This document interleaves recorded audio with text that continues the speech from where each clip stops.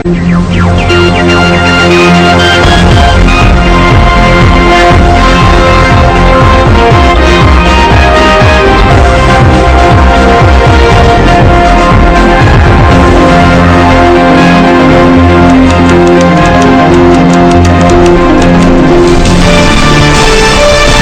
நீங்கள் இணைந்து கொள்வது முதற்தர செய்தி வழங்குனர் நியூஸ் ஃபர்ஸ்டின் 8 மணி பிரதான செய்திகளோடு உங்களுடன் இணைந்து கொள்ளும் நான் துல்ஷான் தாலிப். உலகின் பல்வேறு பகுதிகளில் இயங்கும் சக்தியின் குளோபல் டிவியின் ஊடாக உங்களோடு இணைந்திருக்கும் உங்கள் அனைவரையும் சந்திப்பதில் மகிழ்ச்சி. வணக்கம். வணக்கம் துல்ஷான். வணக்கம். நியூஸ் ஃபர்ஸ்டின் 8 மணி பிரதான செய்திகளோடாக இன்றைய தினமும் உங்களை சந்திப்பதில் மகிழ்ச்சி. நமது செய்தி தொடர்பான உங்களுடைய கருத்துக்களை நமக்கு பதிவு செய்ய முடியும். அவற்றை நாங்கள் நியூஸ் ஃபர்ஸ்டில் ஒளிபரப்புவதற்கும் தயாராக காத்திருக்கின்றோம். அந்த தகவலோடு இனி முதலில் தலைப்புச் செய்திகள். உத்தியோகபூர்வ விஜயம் மேற்கொண்டு ஜனாதிபதி ஜெர்மன் மற்றும் ஆஸ்திரியா பயணம்.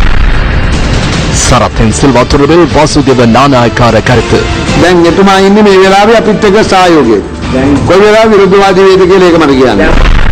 புதிய கட்சி தொடர்பில் பல்வேறு கருத்துக்கள்.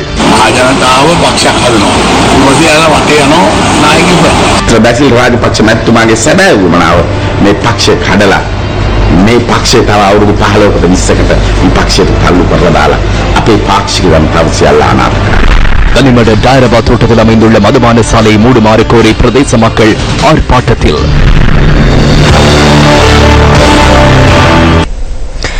ஒருவார கால வெளிநாட்டு விஜயம் மேற்கொண்டு ஜனாதிபதி மைத்ரிபால சிறிசேன இன்று முற்பகல் நாட்டிலிருந்து புறப்பட்டுச் சென்றார். இதன்போது ஜனாதிபதி ஜெர்மன் மற்றும் ஆஸ்திரியா ஆகிய நாடுகளுக்கு விஜயம் மேற்கொண்டுள்ளார்.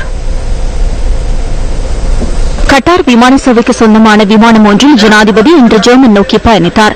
ஜெர்மன் அதிபர் அங்கலா மெர்க்கலின் அழைப்பை ஏற்று ஜனாதிபதி ஜெர்மன் சென்றுள்ளதுடன் அங்கு 3 நாட்கள் தங்கியிருந்து கலந்துரையாடல்களில் ஈடுபட உள்ளார்.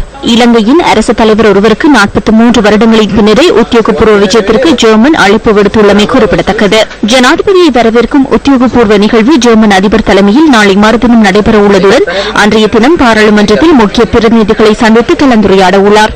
அத்துடன் அந்த நாட்டின் முக்கிய பிரதிநிதிகளை சந்தித்து ஜனாதிபதி இருதரப்பு கலந்துரையாடல்களில் ஈடுபட உள்ளார். 19ஆம் தேதி ஆஸ்திரியாவுக்கு விஜயம் மேற்கொள்ள ஜனாதிபதி அங்கு 2 நாட்கள் தங்க உள்ளார். அதன்போது அந்நாட்டு ஜனாதிபதி உள்ளிட்ட முக்கியஸ்தர்களை சந்தித்து ஜனாதிபதி கலந்துரையாட உள்ளார்.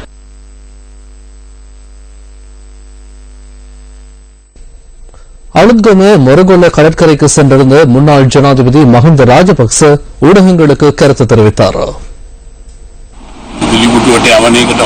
மின்சார கதிரைக்கு செல்வதனை விட உள ரீதியாக வழங்கும் அழுத்தம் போதுமானது. அதுவும் மின்சார கதிரைக்கு செல்வதை போன்றதே. அது ஒரு தடவை, இது ஒட்டுமொத்த காலமும் அல்லவா?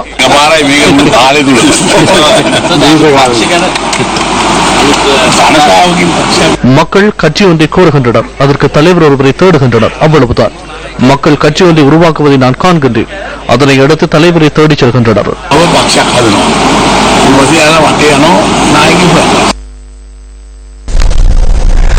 அங்கனகுலி பலச பகுதியில் நடைபெற்ற நிகழ்வு ஒன்றில் அமைச்சர் மஹிந்த அமரவீர ஸ்ரீலங்கா சுதந்திர கட்சியின் ஒழுக்கம் தொடர்பில் கருத்து தெரிவித்தார்.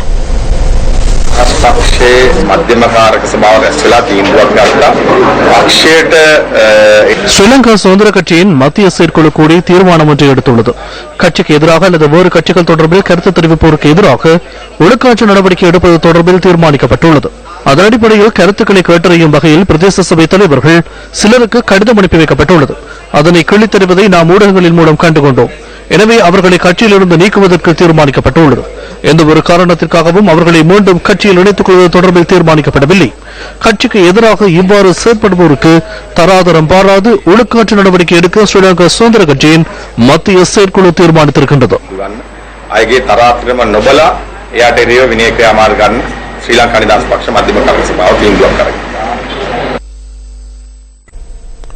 அரசியலமைப்பு திருத்தம் தொடர்பாக மக்களின் கருத்துக்களை கேட்டறியும் குழுவினர் இன்று யாழ் குடாநாட்டில் கருத்துக்களை சேகரித்தனர்.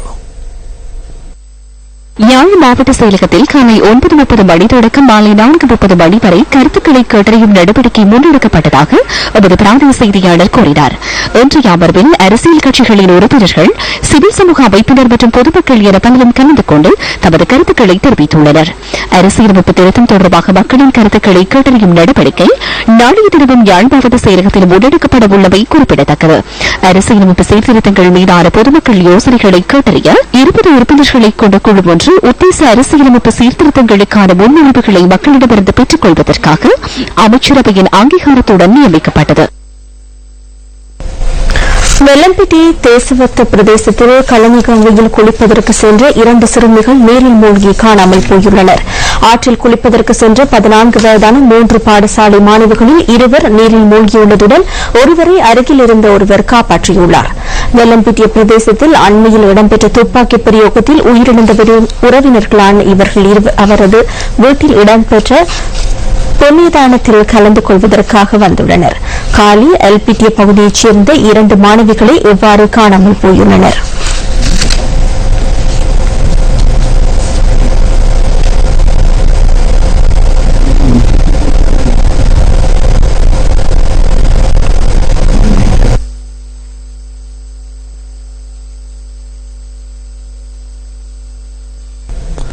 யாழ்ப்பாணம் நீதிமன்ற கட்டடத் தொகுதி மீது தாக்குதல் மேற்கொண்டமை தொடர்பில் 3 சந்தேக நபர்களுக்கு பிடியாணை பிறப்பிக்கப்பட்டுள்ளது.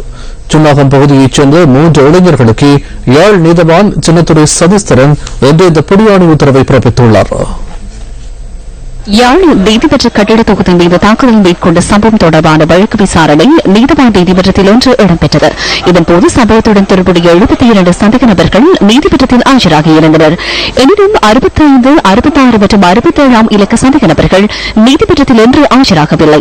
இன்றைய விசாரணைகளை அடுத்து குறித்த 3 சந்தேக நபர்களுக்கும் பிடியாணை பிறப்பிக்கப்பட்டதுடன் அடுத்த விசாரணையின் போது அவர்களை நீதிமன்றத்தில் ஆஜர்படுத்த வேண்டும் எனவும் நீதிவான் சின்னத்துறை சதீஸ்வரன் உத்தரவிட்டுள்ளார். இந்த சம்பவம் தொடர்பான வழக்கு விசாரணை எதிர்வரும் ஜூன் 13ஆம் தேதி ஒத்திவைக்கப்பட்டுள்ளது. யாழ் பொங்குடுதீவு மாணவி சிவலோகநாதன் வித்யா கடந்த வருடம் மே மாதம் கூட்டு வன்புணர்வுக்கு உட்படுத்தப்பட்டு கொலை செய்யப்பட்டமைக்கு எதிர்ப்பு தெரிவித்து வித்யாவின் கொலை தொடர்பில் நியாயமான தீர்ப்பு வழங்க வேண்டும் என வலியுறுத்தி யாழ் நீதிமன்ற வளாகத்தில் ஆர்ப்பாட்டம் முன்னெடுக்கப்பட்டது. இதன்போது ஆர்ப்பாட்டக்காரர்களினால் நீதிமன்ற கட்டிட தொகுதி மீது தாக்குதல் மேற்கொள்ளப்பட்டதுடன் அரசு சொத்துக்களுக்கும் சேதம் விளைவிக்கப்பட்டது. லட்சிய போராட்டம் முடிவுக்கு வந்துள்ள நிலையில் மக்களின் நலனுக்காய் தன்னலம் பாராது செயற்பட்ட முன்னாள் போராளிகள் சமூகத்தில் ஓரம் கட்டப்படுகின்றமை கவலைக்குரியது. இனம், தேசம் என்று அரசியல் மேடைகளில் வீரவசனம் பேசும் அரசியல் தலைமைகள் முன்னாள் போராளிகளின் தற்போதைய நிலைமை தொடர்பில் கரிசனை கொள்ளாமை சமூகமயப்படுத்தப்பட்ட முன்னாள் போராளிகள் வாழ்க்கையை உறுதிப்படுத்துகின்றது. மட்டக்களப்பு மகிழடி தீவு தெற்கில் வசித்து வருகின்றார் சின்னத்தம்பி யோகராஜா. 2009ஆம் ஆண்டு ஆயுத போராட்ட வாழ்க்கை முடிவுற்ற நிலையில் 2010ஆம் ஆண்டு முதல் குடும்பத்தாருடன் இணைந்து வாழ்கின்றார் இந்த முன்னாள் போராளி. விடுதலைக்காய் போராடிய இந்த முன்னாள் போராளிக்கு தொழில் செய்த குடும்பத்தை பராமரிப்பது என்பது சவாலான விடயமல்ல. மனதில் உறுதியும் தொழில் திறமையும் இவருக்கு பக்கபலமாக இருந்தாலும் உணர்ச்சியற்ற கால் முயற்சிக்கு இடையூறாக அமைந்துள்ளது. 3 பிள்ளைகளையும் ஒரு பிள்ளையின் உயிரை ஷெல் காவி செல்ல 2 பிள்ளைகளின் எதிர்காலத்தை வளமாக்குவதற்காக நித்தமும் போராடுகின்றார் யோகராஜா. 2009 சார்ந்து 2010 ரிலீஸ் ஆகி வந்தார். வந்து வீட்டில் இருக்க 2 பிள்ளைகள் கொஞ்சம் கஷ்டமாக தான் இருக்குது. தொழிற்பாடலாம் பொறுப்பளவு கொண்டிருக்காங்க. 3000 ரூபாய் அதுக்கு நான் போட்டு பார்க்குறேன். இன்னும் கிடைக்கல. அதுவும் கிடைச்சா பெரிய உதவியாக இருக்குது. நான் பல தடவை டிஎஸ்ஓபிக்கு போயும் அலைஞ்சும் அது கிடைக்கல. நடத்தி கொண்டா இருக்கிறாங்க. எனக்கு இப்போ கொடுப்பன கிடைக்கணும்னா பிள்ளைங்க படிப்பு செய்ய வேண்டாங்க. எனக்கு இது இளைஞர் மடம் கிளிநொச்சி இளைஞர் மடத்தில் இருக்கிறதுனா பிள்ளைக்கு சோப்பீஸ் பார்த்து அவரோட சேர்த்துட்டோம். மட்டை வந்துட்டோம். வந்து இங்கே பல அவளுக்கும் காலை இல்லாத அவரோட கஷ்டத்தில் குழந்தைங்க உயரம்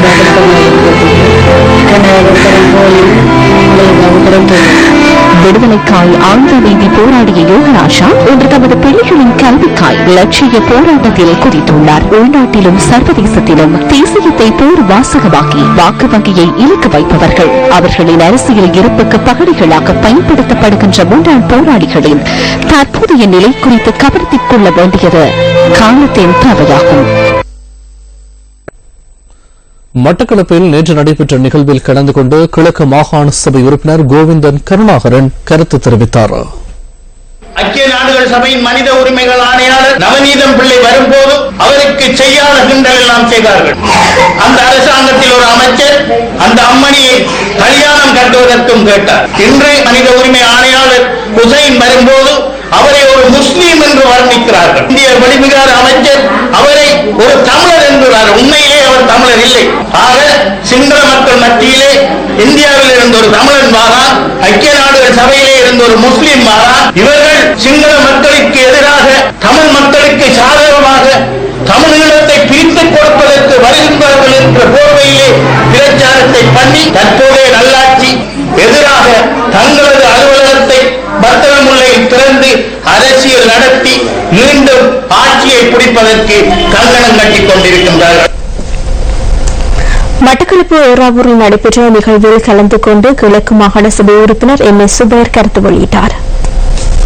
இன்று எங்களுடைய முஸ்லிம் தலைவர்கள் தேர்தல் காலங்களில் மாத்திரம் வந்து முஸ்லிம்களுடைய உரிமை, முஸ்லிம்களுடைய அடிப்படை வசதிகள், அபிலாசைகள் பற்றி பேசுகின்றார்கள். மிக அண்மையிலே ஐக்கிய நாடுகள் சபையினுடைய மனித உரிமைகள் ஆணையாளர் அல் ஹுசைன் அவர்கள் இந்த நாட்டுக்கு விஜயம் செய்தார்கள். அவர்கள் இருந்த காலப்பகுதிகளில் எங்களுடைய முஸ்லிம் சமூகத்துடைய அரசியல் தலைவர்கள் இந்த மனித உரிமை ஆணையாளர் அல் ஹுசைன் அவர்களை சந்திக்கவும் இல்லை, அவர் அதற்கான முயற்சிகளை மேற்கொள்ளவும் இல்லை. இன்று முஸ்லிம் சமூகத்துடைய பிரச்சனையை யார் பேசுவது என்ற ஒரு சந்தேகத்தை முஸ்லிம் சமூகத்தின் மத்தியிலே இன்று பத்திரிகைகளை எழுதுகின்ற அளவிற்கு நிலைமை மாறியிருக்கின்றது. இந்த தமிழர்களுடைய பிரச்சனை சர்வதேசத்திற்கு செல்லப்பட்டிருக்கின்றது. எமது முஸ்லிம் அரசியல் தலைமைகள் ஒரு தலைமை துருக்கியிலும் இன்னொரு தலைமை உள்நாட்டிலும் இருந்த சந்தர்ப்பத்தில் இந்த மனித உரிமை ஆணையாளரை சந்திக்கவில்லை என்றால் உங்களுடைய அரசியலை நீங்கள் நினைத்து பாருங்கள். எவ்வளவு மோசமான படுமோசமான அரசியல் விடயங்களை இவர்கள் மேற்கொள்கின்றார். தான் ஒரு தேசிய தலைவர் என்று பேசுகின்ற நீங்கள் அப்பாவி முஸ்லிம் சமூகத்துடைய பேச வேண்டிய சந்தர்ப்பத்தை நழுவ விட்டுவிட்டு இன்று நீங்கள் ஒரு நாட்டிலே ஒருவர் தலைமறைவாகவும் இன்னொரு பாடசாலை திறப்பு விழாவிலும் பேசிக் கொண்டிருக்கின்ற சில்லற அரசியலை பார்க்கின்ற போது நீங்கள் முஸ்லிம் சமூகத்தை ஏமாற்றுகின்ற ஒவ்வொரு பந்தும், நீங்கள் ஏமாற்றி செய்கின்ற ஒவ்வொரு பந்தும் எரியும், மீண்டும் உங்களை நோக்கி வரும். நீங்கள் நீண்ட காலம் இந்த சமூகத்தை ஏமாற்ற முடியாது. அடுத்து உண்மை கதை.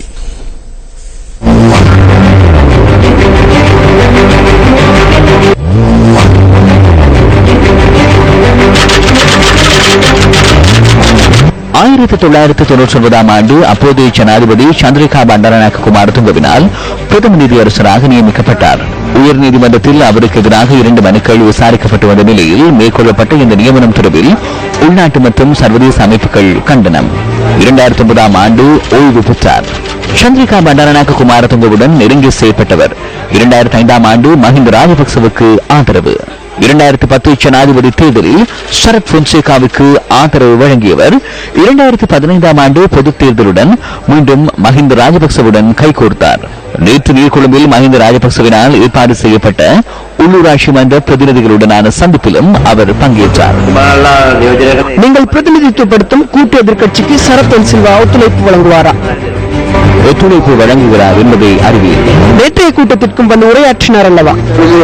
நேற்றும் வந்து உரையாற்றினார். முன்னர் மஹிந்த ராஜபக்சவை திட்டினார். இத்தகைய நபர்களையும் இணைத்துக் கொண்டா பயணத்தை தொடரப் போகின்றீர்கள்? அதனை மஹிந்த ராஜபக்சவை தீர்மானிக்க வேண்டும், நான் அல்ல. தற்போது சரத் சில்வா இணைந்து செயல்படுகிறார். அதே போன்று முன்னர் தூற்றியும் இருந்தார். பல்வேறு சந்தர்ப்பங்களில் மீண்டும் முன்னின்றார். சந்திரிகா பண்டாரநாயக்கவை அவரை நியமித்தார். அந்த சந்தர்ப்பத்தில் சந்திரிகா பண்டாரநாயக்கவுக்கு மிகவும் நெருக்கமாக இருந்தார். அதே போன்று மஹிந்த ராஜபக்சவுடனும் நெருங்கி செயல்பட்டார். இணைப்பிரியா நண்பன் என்றல்லவா கூறினார்கள். பொன்சேகாவுடனும் மிகவும் நெருக்கமாக செயல்பட்டார். ஒவ்வொரு காலத்திலும் சில தலைவர்களுடன் நெருக்கமாகவும் மற்றவர்களுக்கு எதிரானவராகவும் செயல்படுவார். தற்போது நமக்கு ஒத்துழைப்பு வழங்குகிறார். எந்த நேரத்தில் அவர் எதிரியாக மாறுவாரோ என்பதை என்னால் கூற முடியாது.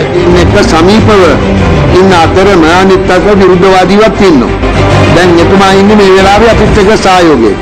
කොයි වෙලාවෙ විරුද්ධවාදී වේද කියලා ඒක මට කියන්න. මෙයාගේ තිබිච්ච නින්දනීය භාවය පෙන්වන්න කරන එක වැදගත්ම අවස්ථාවක්. இவரது கீழ்த்தரத்தை பிரதிபலிக்கும் முக்கிய சந்தர்ப்பமாக ஒரு பெண்ணுடன் தியவண்ணா ஓயாவுக்கருகில் வாகனத்தில் இருந்ததை கூற முடியும்.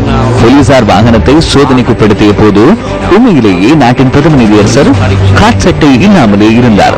அசிங்கமான கீழ்த்தரமான நடத்தையை வெளிப்படுத்திய இவருக்கு எதிராக அப்போது சட்டம் நடைமுறைப்படுத்தப்படாமை துரதிருஷ்டவசமாகும். மாறாக அவரை சோதனைக்குட்படுத்திய போலீஸ் உத்தியோகத்தர்களுக்கு எதிராக சட்டம் நடைமுறைப்படுத்தப்பட்டது. உண்மையிலேயே இவரின் ஊடாகவே நீதித்துறையின் பாரிய சீரழிவு ஆரம்பமானது. ඇත්තටම අධිකරණයේ මහා පිරිහීම ආරම්භ වන්නේ මේ පුද්ගලයාට. මේ රටේ තිබුණු නීති අවනීතිය කරන්න තම තන්ත්‍රය දාගත්තු තම නිර්ලජ්ජිත විදියට තෝණි. வெட்கமில்லாதவரை போன்று அவர் நாட்டில் இருந்த சட்டத்தை காட்டு சட்டமாக மாற்றுவதற்கு தமது பதவியை உபயோகித்தார். டோனி இமானுவேல் சம்பவம் நீதிபதி லெனின் ரத்நாயக்க தொடர்பில் செயற்பட்ட விதம் மாத்திரமல்லாது தனிப்பட்ட காரணத்திற்காக நீதிவான் சாணக்க பண்டாரவை விரட்டி தாக்கினார். அது மாத்திரமல்லாமல் தான் வழங்கிய ஒரு சில தீர்ப்புகள் சட்டத்துக்கு புறம்பானது என இன்று அவர் ஒப்புக்கொள்கிறார். பிரதம நீதியரசர் ஒருவர் அத்தகைய தவறை இழைத்திருந்தால் ஏன் என்னால் அதனை மீள்பரிசீலனை செய்ய முடியாது. அவர் கூறும் விடயம் உண்மை என்றால் அவர் இங்கு இருக்கக்கூடாது. வெளிக்கடையே அவர் இருக்க வேண்டிய இடமாகும். சரத் நந்த சில்வா தொடர்பில் சட்டத்துறையில் நம்பிக்கை உள்ளதா? அதுவே எனக்கு இருக்கும் பிரச்சனையாகும். அவரை விடுதலை செய்தனர். விடுதலை செய்தது மாத்திரமல்லாமல் குற்றச்சாட்டை முன்வைத்த பாராளுமன்ற உறுப்பினர் கபீர் ஆசிமுக்கு அபராதம் விதித்தனர். சிறிது காலம் சென்றதும் நான் தவறு செய்துள்ளேன் என கூறுகிறார். தற்போது அதை மாற்றி பேசுகிறார். சட்டத்தை தமக்கு சாதகமான வகையில் மாற்றுவதற்கு அவர் மிகவும் கைப்பிடித்தவர். தாம் எதிர்பார்த்த பிரதமர் பதவி கிடைக்காமற் போகிறது. அன்று முதல் அவர் நல்லாட்சி அரசுக்கு எதிராக செயல்பட ஆரம்பிக்கிறார். தற்போது புதிய அரசியல் கட்சியை உருவாக்கும் முயலும் மஹிந்த ராஜபக்சவுடன் இணைந்துள்ளார். மஹிந்த ராஜபக்ச அந்த கட்சியின் தலைவரானதும் குறைந்தபட்சம் புதிய கட்சியின் தவிசாளர் பதவியையாவது கைப்பற்றி அரசியல் பதவி கனவை நிறைவேற்றிக் கொள்ளவே தற்போது சரத் நந்த சில்வா துடித்துக் கொண்டிருக்கிறார்.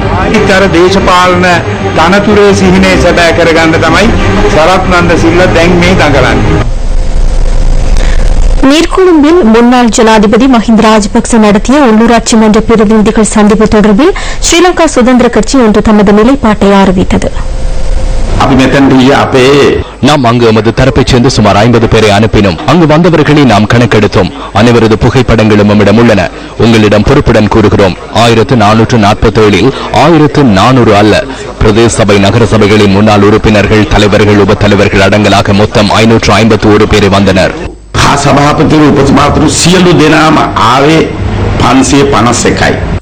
கட்சியின் தலைவர் பதவி தொடர்பிலும் அமைச்சர் எஸ் பி திசாநாயக்க தெளிவுபடுத்தினார்.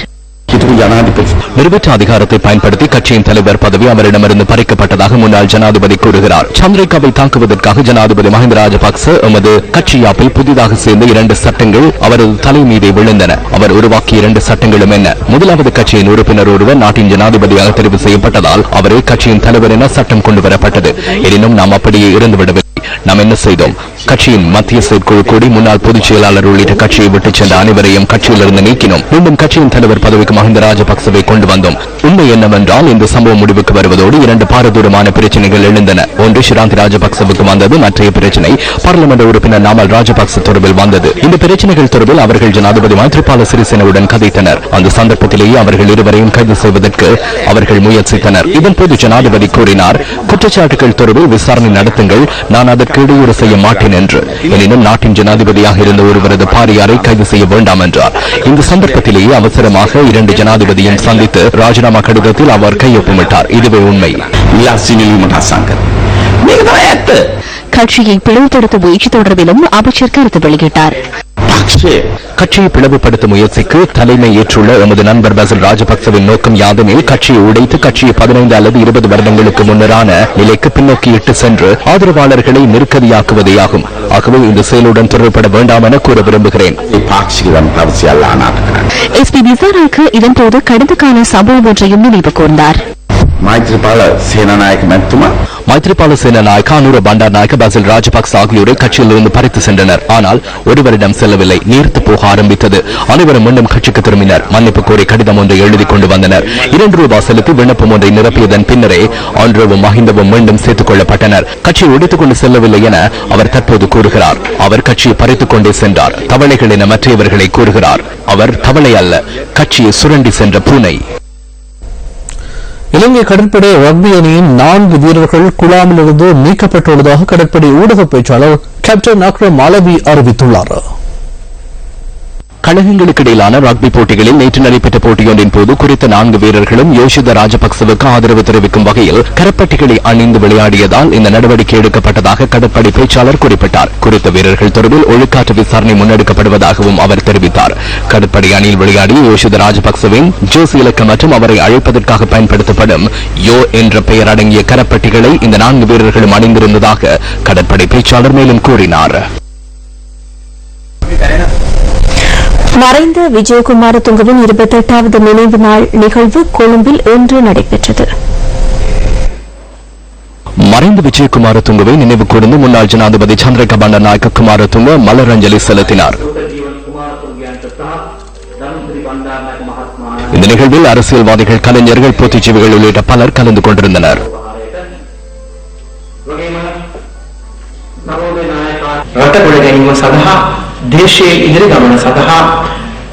நாட்டை கட்டி எழுப்புவதற்காக நாட்டின் எதிர்கால பயணத்துக்காக புதிய செயற்திட்டம் ஒன்றை முன்வைத்து முன்னோக்கி செல்கின்ற அரசாங்கம் ஒன்று தற்போது உள்ளது. விஜய கண்ட கனவை நிஜமாக்கிக் கொள்வதற்கான வாய்ப்பு கிடைத்துள்ளதாக நான் நினைக்கின்றேன். இதற்கிடையே ஏற்படுத்துவதற்கு முயற்சிக்கும் அனைவரும் விஜயவின் பெயரையும் பயன்படுத்திக் கொண்டு மிகப்பெரிய துரோகத்தையே செய்கின்றார்கள் என நான் நினைக்கின்றேன்.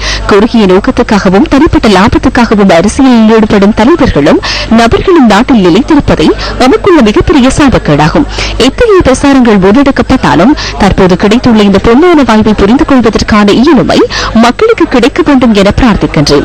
விஜய எங்காவது இருந்தவாறு நாம் முன்னெடுக்கும் இந்த பயணத்துக்கு அவரது ஆசையை வழங்குகின்றார் என்பதையும் நான் அறிவேன். வெளிமடை டயபரா தோட்டத்தில் அமைந்துள்ள மதுபான சாலையை மூடுமாறு கோரி பிரதேச மக்கள் இன்று மீண்டும் ஆர்ப்பாட்டத்தில் ஈடுபட்டனர். மதுபான சாலையை மூடுமாறு வலியுறுத்தி பெரும் எண்ணிக்கையிலானவர்கள் இந்த ஆர்ப்பாட்டத்தில் கலந்து கொண்டிருந்தனர். தமது கோரிக்கையை வலியுறுத்தும் வகையில் மக்கள் சுரூகங்களையும் ஏந்தியிருந்தனர். வெளிப்படை டயபா பகுதியில் உள்ள இந்த மதுபான சாலைக்கு எதிராக பல தடவைகள் ஆர்ப்பாட்டங்களை நடத்தினாலும் அதிகாரிகள் ஆக்கப்பூர்வமான நடவடிக்கையை மேற்கொள்ளவில்லை என இதன்போது மக்கள் குற்றம் சுமத்தினர். எங்களுக்கு இந்த பாரம் மூடுங்க, இதனால எங்க குடும்பத்துல பிரச்சனை, எங்க பிள்ளைகள் வீணா போகுது, படிப்பு இல்ல, வீட்டுகள்ல பிரச்சனை, ஒரு உயிர் போயிருச்சு, அந்த உயிருக்கு ஒண்ணுமே முடிவு இல்ல. அதனால அந்த பொடிய உயிரும் போயிருச்சு. இந்த பாரனால தானே வந்தது, இதுக்கு ஒரு முடிவு இல்லையா? எத்தனை பொடியங்கள் சாகும், நாங்க அப்படி பறி கொடுத்துட்டு இருக்கணுமா? அந்த பாரனால தானே வந்தது பிரச்சனை. இந்த பாரம் எங்களுக்கு தயவு செய்து உங்ககிட்ட கெஞ்சி கேட்டுக்கிறோம், எங்களுக்கு மூடுங்க. இது மாதிரி நாங்க இது முன்னுக்கும் நாங்க போராடி இருக்கோம். இந்த பார் வேணான்னு சொல்லி போராடி நாங்க 3-4 முறை போராடி எங்களுக்கு இந்த போராட்டம் எங்களுக்கு எதுவுமே நீதி கிடைக்கல. அதனால இந்த பார் மூடுறது நாங்க போராட்டம் தொடர்ந்துகிட்டு தான் இருப்போம். இன்னும் நாங்க எங்க பிள்ளைகள வாலிபமான பொடியுங்க 27-28 வயசு பொடியுங்க நாங்க இலக்க நாங்க விருப்பம் இல்ல. எங்க அந்திப்பட்டு இந்த ரோட்ல எங்களுக்கு நடக்க இயலாது. நாங்க அவசரமா 7 மணி 8 மணிக்கு இந்த ரோட்ல நாங்க நடந்து போக இயலாது வீட்டுக்கு. இந்த பாரம் மூடணும். மூடுனா நாங்க பிள்ளைகளும் நாங்களும் நிம்மதியா இருப்போம். இன்னைக்கு இந்த சின்ன பிள்ளைய கூட இந்த தேலையில வச்சு குடிக்க வருது. அப்ப நாங்க இந்த பாரம் மூணு அந்த பிள்ளைய குடிக்காது தானே.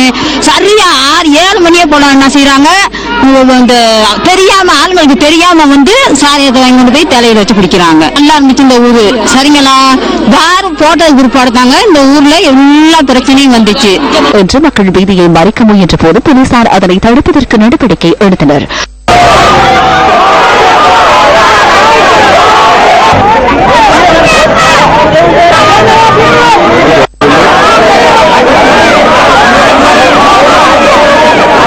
கடந்த வருடம் டிசம்பர் மாதம் 31ஆம் தேதி டயபா தோட்டத்தில் உள்ள மதுபான சாலையில் நடத்தப்பட்ட தாக்குதலில் 28 வயதான காந்தி விஜயச்சந்திரன் என்ற இளைஞன் காயமடைந்து மதுரை வைத்தியசாலையில் அனுமதிக்கப்பட்டிருந்தார். இந்த நிலையில் வெளிப்படை டயபா சந்தையில் உள்ள இந்த மதுபான சாலையை மூடுமாறு வலியுறுத்தி மக்கள் ஆர்ப்பாட்டத்திலும் ஈடுபட்டிருந்தனர். தாக்குதலுக்கு இலக்காக வைத்தியசாலையில் அனுமதிக்கப்பட்டிருந்த இளைஞன் கடந்த மாதம் 10ஆம் தேதி உயிரிழந்ததை அடுத்து மீண்டும் மக்கள் எதிர்ப்பு நடவடிக்கையில் ஈடுபட்டனர். இதன்போது டயபா தோட்டத்தில் அமைதியின்மையும் ஏற்பட்டிருந்தது. இதனையடுத்து கடந்த மாதம் 23ஆம் தேதி வரை மதுபான சாலை மூடப்பட்டிருந்தது. இளைஞன் மீதான தாக்குதல் சம்பவம் தொடர்பிலான வழக்கு விசாரணையின் போது மதுபான சாலையை கடந்த 5ஆம் தேதி வரை 2 வாரங்களுக்கு மூடுமாறு நீதிமன்றம் உத்தரவிட்டிருந்தது. இதற்கமைய கடந்த 5ஆம் தேதி தொடக்கம் மதுபான சாலை திறக்கப்பட்டதாக எமது பிராந்திய செய்தியாளர் கூறினார். பாராளுமன்ற உறுப்பினர்களுக்கான துறைசார் கண்காணிப்பு குழு தொடர்பிலான செயலமர்வு இன்று பிரதமர் ரணில் விக்ரமசிங்க தலைமையில் ஆரம்பமானது. 3 நாட்களுக்கு இந்த செயலமைப்பு நடைபெறவுள்ளதுடன் அடிப்படையான பல்வேறு விடயங்கள் தொடர்பில் இதன்போது பாராளுமன்ற உறுப்பினர்கள் தெளிவுபடுத்தப்பட உள்ளனர். இன்றைய நிகழ்வில் பிரித்தானிய பாராளுமன்ற உறுப்பினர்களான பியோனா மெக்டிகட் மற்றும் ரிச்சர்ட் பெக்கன் ஆகியோரும் கலந்து கொண்டிருந்தனர். பாராளுமன்ற உறுப்பினர்கள் என்பவர்கள் மக்களை பிரதிநிதித்துவப்படுத்தும் குழுவினர். அவர்களின் ஒரு பிரிவினர் அமைச்சர்களாக உள்ளனர் அல்லது பிரதி அமைச்சர்களாக உள்ளனர். மற்றவர்களை ஒருபுறம் தள்ளிவிடுவதில் பலனில்லை. நான் பயணிக்கும் விதத்தில் எதிர்க்கட்சியில் அல்ல, ஆளும் கட்சியின் பின்வரிசை உறுப்பினர்களுக்கும் கடமைகள் இல்லை. சிறிது காலம் செல்லும் போது அதிகாரத்தில் உள்ள அதிகாரிகளும் அமைச்சர்களும் அவர்களை சுற்றியுள்ளவர்களும் இந்த கடமையில் ஈடுபட்டிருப்பர். எனவே இந்த முறையை மாற்ற வேண்டும். பாராளுமன்றத்துக்கு மேலும் சுமையை வழங்கி பாராளுமன்றத்தை எமது கேந்திர நிலையமாக மாற்ற வேண்டும். அங்கீகரிப்பது பாராளுமன்றம். மாகாண சபைகள் தொடர்பிலான தேசிய கொள்கையை பாராளுமன்றத்தினால் மாத்திரமே அமைக்க முடியும். பொது நிதியம் பாராளுமன்றத்தினாலேயே நிர்வகிக்கப்படுகிறது. அந்த அதிகாரம் ஜனாதிபதியின் கீழ் இல்லை, அமைச்சரவைக்கும் இல்லை. எனவே புதிய அரசியலமைப்பின் மூலம் அதனை மேலும் பலப்படுத்துவது தொடர்பில் சிந்திக்க வேண்டும். ஆரோக்கிய நடைப்பயணம் யாழ்ப்பாணத்தில் இன்று நடைபெற்றது. வடமாகாண சுகாதார அமைச்சு, யாழ் பல்கலைக்கழக மருத்துவப்பீட சமுதாயம் மற்றும் குடும்ப மருத்துவத்துறை ஆகியன இணைந்து இந்த நடைப்பயணத்தை ஏற்பாடு செய்திருந்தன. இந்த நடைப்பயணம் இன்று காலை 8 மணிக்கு யாழ் பண்ணையில் உள்ள வடமாகாண சுகாதார பணிமனையில் ஆரம்பமாகி காலை 10 மணிக்கு யாழ் மருத்துவப்பீட விளையாட்டு மைதானத்தில் நிறைவடைந்தது. இந்த நடைபவனியில் யாழ் பல்கலைக்கழக துணைவேந்தர் வசந்தி அரசரத்ன மற்றும் மருத்துவர்கள், மருத்துவப்பீட மாணவர்கள், விரிவுரையாளர்கள் என பலர் கலந்து கொண்டனர். வடமாகாணத்தை பிரதிநிதித்துவப்படுத்தி மாகாண ஆரோக்கிய விழா 2016 எனும் துணைப்பொருளில் மருத்துவப்பீடத்தின் 35ஆம் ஆண்டு மருத்துவ மாணவர்கள் இந்த நடைபயணத்தை முன்னெடுத்தனர். பொதுமக்கள் மத்தியில் நடைபயிற்சியில் ஈடுபடுவதை தூண்டுவதற்காகவும் தொற்று நோய்களை தடுப்பதில் உடற்பயிற்சியின் பங்கு பற்றிய விழிப்புணர்வை ஏற்படுத்துவதும் நடைபயணத்தின் முக்கிய நோக்கங்களாகும். தெற்கு அதிவேக வீதியின் பின்னதுவ இமதுவ பகுதியில் வாகனங்கள் சில மோதி விபத்துக்குள்ளானதில் 4 காயமடைந்துள்ளனர். இமதுவ பகுதியில் இன்று பிற்பகல் இந்த விபத்து இடம்பெற்றுள்ளது. ஜீப் வாகனம் ஒன்று வீதியை விட்டு விலகி பாதுகாப்பு வேலியில் மோதியுள்ளது. பின்னால் வந்து கொண்டிருந்த 2 கார்களும் பஸ் ஒன்றும் ஒன்றொன்று மோதியுள்ளன. விபத்தில் காயமடைந்தவர்கள் கராப்பட்டி போதனா வைத்தியசாலையில் அனுமதிக்கப்பட்டுள்ளனர்.